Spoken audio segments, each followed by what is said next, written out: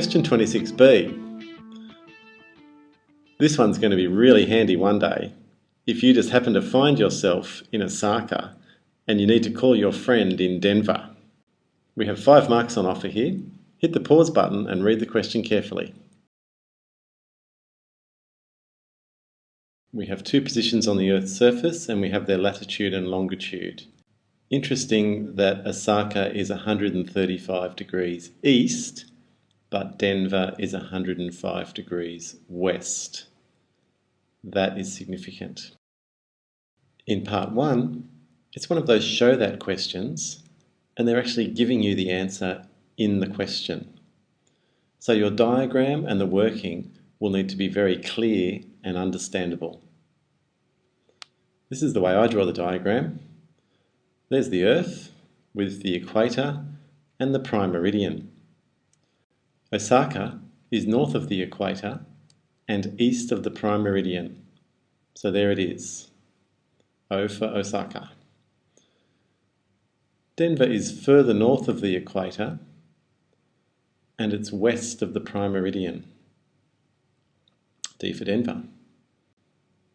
Now you notice that those 2 arrows are pointing in opposite directions because one is west of the prime meridian and the other is east. I think therefore it makes sense that we should add those 2 angles together. 240 degrees. 15 degrees makes a 1 hour time difference. That's a fact that you need to bring to the exam room with you.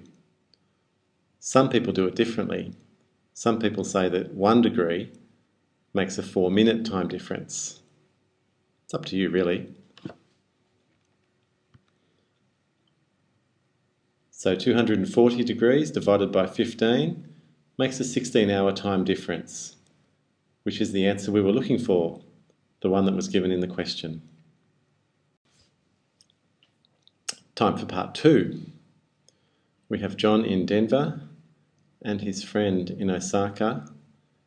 9 p.m. on Monday in Denver, and we want time and day in Osaka.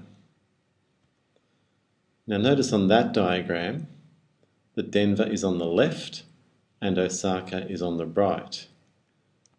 So when you draw up a timeline, you should stick to that, with Denver on the left and Osaka on the right. We're going to have to add 16 hours. Now I know it's adding because I'm making a jump to the right, just like the number line you saw when you were very young.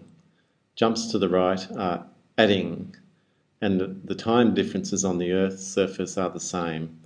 Jumps to the right, you need to add on time.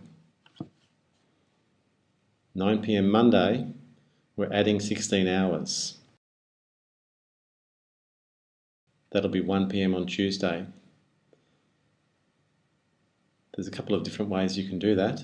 You could use a calculator, or you could break the 16 into a 12-hour jump and then a 4-hour jump, or you could make the 16 into add 24 hours and then take away 8 hours.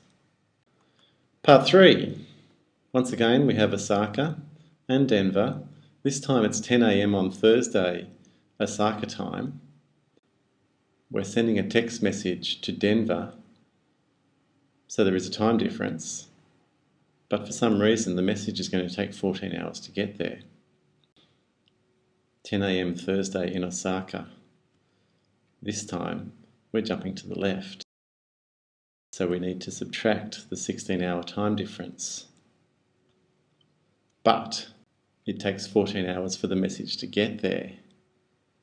So we're subtracting 16 hours and then we're adding 14 hours.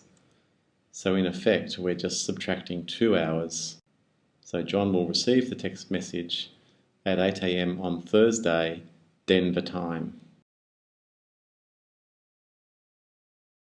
I'd like to explain why, as you move to the right, you need to add time.